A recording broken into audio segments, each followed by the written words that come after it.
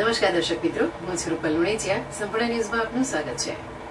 થરાદ પોલીસે ખોડા ચેકપોસ્ટ પરથી એક આઈસર ટ્રકમાંથી વિદેશી દારૂની બોટલ નંગ 3,336 કિંમત ₹7,69,440 નો દારૂ ઝડપી લઈ એક શખ્સ સામે થરાદ પોલીસ સ્ટેશનમાં ફરિયાદ દાખલ કરવામાં આવી છે.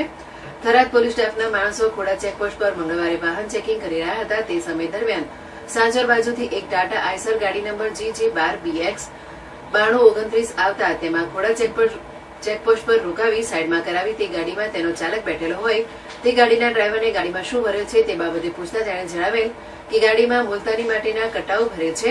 તે સમયે ગાડીના ડ્રાઈવર થોડો ગભરાતા પોલીસ દ્વારા ગાડીને ચેક કરવામાં આવતા ગાડીમાં મુલતાની માટીની આડમાં વિદેશી દારૂ લઈ જવાતો હતો, જેથી પોલીસે કટ્ટા હટાવી જોતા કુલ દારૂની પેટી નંગ 122, નાની મોટી બોટલ નંગ 3,336, કિંમત ₹7,69,440 મળી આવ્યો હતો.